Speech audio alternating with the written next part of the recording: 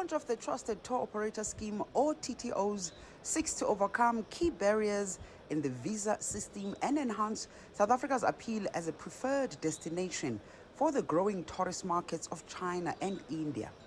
The TTOS was announced last year to boost tourism spending from China and India. In 2023, Chinese tourists made over 100 million outbound trips, with South Africa only receiving a small amount of those.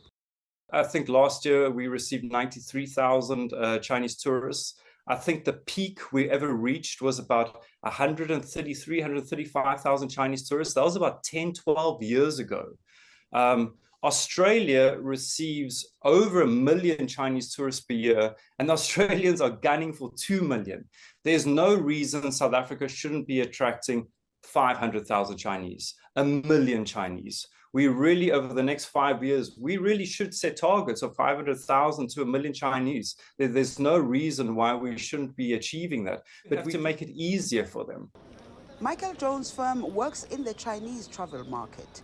They try to attract Chinese tourists to a number of countries on the African continent. Jones says the Trusted Tour Operator Scheme will go a long way in cutting the visa red tape.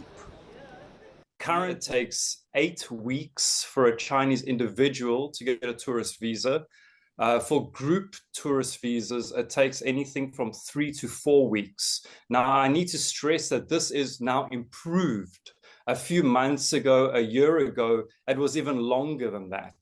And frankly speaking, Africa, since post-COVID, Africa has really become the flavor of the month for Chinese outbound travelers. The scheme has been roundly welcomed by the hospitality industry. They believe that the next step should ideally be to introduce a visa waiver for these two countries. China and India, I think we did just have a look at time as markets into South Africa. They are the two largest and fastest growing outbound tourism markets in the world over the last 20 years.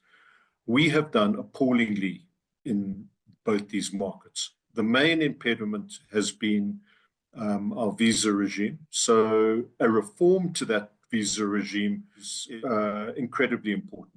First prize for us would be a visa waiver scheme. We don't believe that there should be visas for India and China.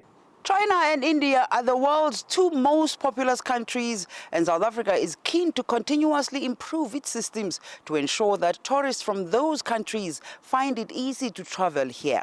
Yolisa Njamela for CGTN in Johannesburg, South Africa.